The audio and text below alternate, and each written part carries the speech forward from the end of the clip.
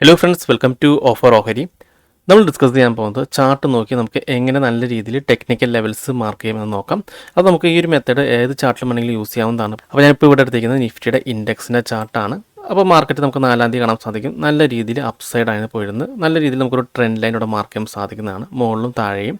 അപ്പോൾ നമുക്കിവിടെ ടൂൾ സെക്ഷനിൽ പോയിട്ട് പാരൽ ചാനൽ എടുക്കാം. അതായത് ഇങ്ങനെ അപ്സൈഡ് പോകുകയാണെങ്കിൽ നമുക്ക് ആ ഒരു പാരൽ ചാനൽ ഉപയോഗിച്ചിട്ട് നല്ല രീതിയിൽ മാർക്ക് ചെയ്യാം. അതെങ്ങനെ മാർക്ക് ചെയ്യാൻ നോക്കാം. അപ്പോൾ നമ്മൾ ആ ഒരു ടൂൾ സെലക്ട് ചെയ്തിട്ട് ആദ്യത്തെ സിംഹയും രണ്ടാമത്തെ സിംഹയും തമ്മിലിങ്ങനെ കണക്ട് ചെയ്യാം.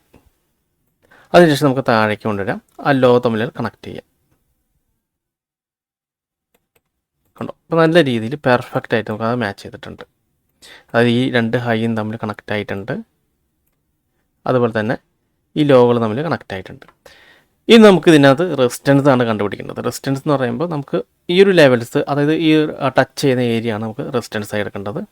അത് നമുക്ക് ജസ്റ്റ് ഇതേപോലെ ഒന്ന് മാർക്ക് ചെയ്ത് വെച്ചേക്കാം. ഇപ്പോൾ ഇവിടെ ഉണ്ടോ, ഈ ലെവൽ ടച്ച് ചെയ്തിട്ട് മാർക്ക് താഴേക്ക് വന്നത്. അപ്പോൾ ഇതൊരു റെസിസ്റ്റൻസ് ഏരിയ, ആ ലെവൽ നമുക്കൊന്ന് മാർക്ക് ചെയ്യാം. ഇനി ഇവിടെയും നമുക്ക് റെസിസ്റ്റൻസ് ആണ്, ആ ഒരു ഏരിയ മാർക്ക് ചെയ്യാം.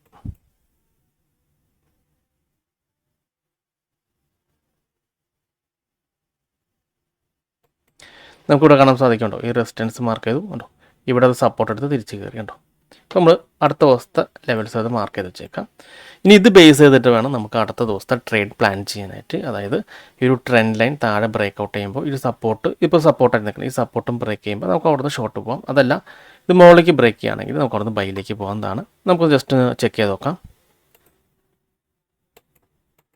അപ്പോൾ നമുക്ക് ആദ്യത്തെ ക്യാൻഡിൽ തന്നെ ആ ഒരു ഫസ്റ്റ് ആ ഒരു സപ്പോർട്ട് ഉണ്ടായിരുന്നുള്ളൂ, അത് ബ്രേക്ക് ചെയ്ത് താഴെയാണ് ക്ലോസ് ചെയ്തത്. പക്ഷേ ഇവിടെ ഒരു സ്ട്രോങ് സപ്പോർട്ട് ഉള്ളവരുണ്ട്. നമുക്ക് ഇവിടെ ഒരു സെല്ല് റിസ്ക് ആണ്, കാരണം മാർക്കറ്റ് തിരിച്ച് കയറാനും ചാൻസ് ഉണ്ട്. വീണ്ടും മാർക്കറ്റ് വന്നു കണ്ടോ, ഈ എക്സാക്റ്റ് ആ ലെവലിൽ ടച്ച് ചെയ്തു. ഇനി നമുക്ക് ഇവിടുന്ന് മാർക്കറ്റ് തിരിച്ച് കയറുന്നുണ്ട്, റിവേഴ്സ് ചെയ്യുന്നുണ്ടോ നോക്കാം. ചെറുതായിട്ടൊരു റിവേഴ്സ് കാണിക്കുന്നുണ്ടായിരുന്നു. അപ്പോൾ നമുക്ക് ഇതിൻ്റെ ഒരു ഹൈ ഒന്ന് മാർക്ക് ചെയ്ത് വെച്ചേക്കാം. ഈ ഒരു ഹൈക്ക് മുകളിൽ ക്യാൻഡിൽ ക്ലോസ് ചെയ്ത് നോക്കാം. കണ്ടോ, അവിടെ നിന്ന് നല്ല രീതിയിൽ താഴേക്കാണ് ബ്രേക്കൗട്ട് ചെയ്തിരിക്കുന്നത് കണ്ടോ. അപ്പോൾ ഇവിടെ നമ്മുടെ ട്രെൻഡ് ലൈനോടും ബ്രേക്കൗട്ട് ചെയ്തിട്ടുണ്ട്. അപ്പോൾ നമുക്ക് മനസ്സിലായി മാർക്കറ്റ് നല്ല രീതിയിൽ ബെയറിഷ് ആണെന്ന്. അപ്പോൾ ഇങ്ങനെ വരുന്ന സാഹചര്യങ്ങളിൽ നമുക്ക് വേണമെങ്കിൽ ഈ ഒരു ക്ലോസിൽ തന്നെ സെല് ചെയ്യാം. പക്ഷേ അങ്ങനെ ക്ലോസ് സെല് ചെയ്യുമ്പോൾ നമുക്ക് സ്റ്റോപ്പ് ലോസ് ഇതാണ് വരുന്നത്, അപ്പോൾ അത് കൂടുതലായിരിക്കും. അപ്പോൾ കഴിയുന്നതും ഇങ്ങനെയുള്ള ആ സാഹചര്യങ്ങളിൽ നമുക്ക് വേണമെങ്കിൽ മാർക്കറ്റ് ഒന്ന് റീടെസ്റ്റ് ചെയ്ത് വരുന്നതനുസരിച്ച് നമുക്ക് അവിടെ നിന്ന് സെല് ചെയ്യാവുന്നതാണ്. അതായത് തിരിച്ച് ഈ ഒരു ലെവൽസിൻ്റെ അടുത്ത് വരുമ്പോൾ നമുക്ക് സെല് ചെയ്യാവുന്നതാണ്. അതല്ലെങ്കിൽ തിരിച്ച് ഈ ലെവൽസിൽ ടച്ച് ചെയ്ത് വീണ്ടും മാർക്കറ്റ് താഴേക്ക് കാണിക്കുകയാണെങ്കിൽ നമുക്ക് സെല് ചെയ്യാവുന്നതാണ്. കാരണം നമുക്കറിയാം അവിടെ ഒരു സ്ട്രോങ് റെസിസ്റ്റൻസ് ഉണ്ടെന്ന്. നമുക്ക് നോക്കാം.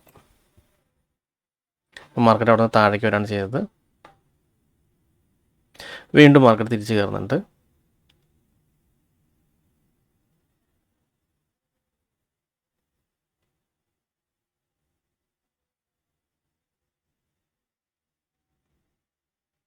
നമുക്കിവിടെ കാണാൻ സാധിക്കും കേട്ടോ, മാർക്കറ്റ് ഇവിടെ ഒരു സപ്പോർട്ട് എടുക്കുന്നുണ്ട്. അപ്പോൾ ജസ്റ്റ് ആ ഒരു സപ്പോർട്ട് കൂടി മാർക്ക് ചെയ്ത് വെച്ചേക്കാം. ഇനി ഒരു സപ്പോർട്ട് ബ്രേക്ക് ചെയ്യുമ്പോഴാണ് വീണ്ടും താഴേക്ക് പോകത്തുള്ളൂ.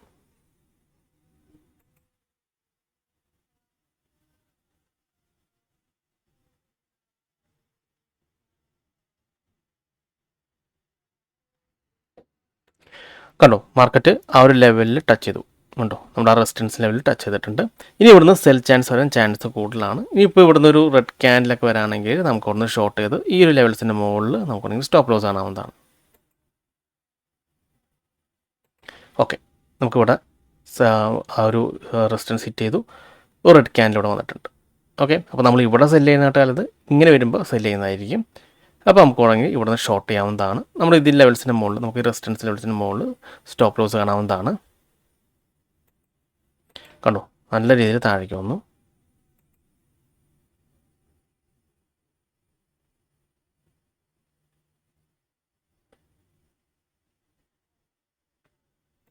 കണ്ടോ, ആ ഒരു സപ്പോർട്ടിലേക്ക് വീണ്ടും ടച്ച് ചെയ്തിട്ടുണ്ട്.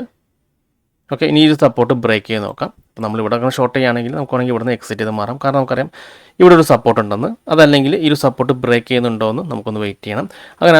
അങ്ങനെ വരുമ്പോൾ നമുക്കാണെങ്കിൽ സ്റ്റോപ്പ് ലോസ് താഴേക്ക് ട്രെയിൽ ചെയ്ത് വയ്ക്കാവുന്നതാണ്.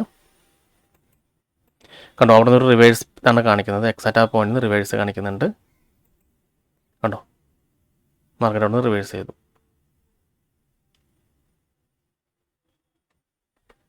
വീണ്ടും സപ്പോർട്ട് എടുത്തു, വീണ്ടും മാർക്കറ്റ് തിരിച്ച് കയറാൻ ശ്രമിക്കുകയാണ്. കണ്ടോ, അത് സ്ട്രോങ് സപ്പോർട്ടായി നിൽക്കണം കേട്ടോ. ആ ഒരു ലെവൽസ് ബ്രേക്ക് ചെയ്യുന്നില്ല കേട്ടോ.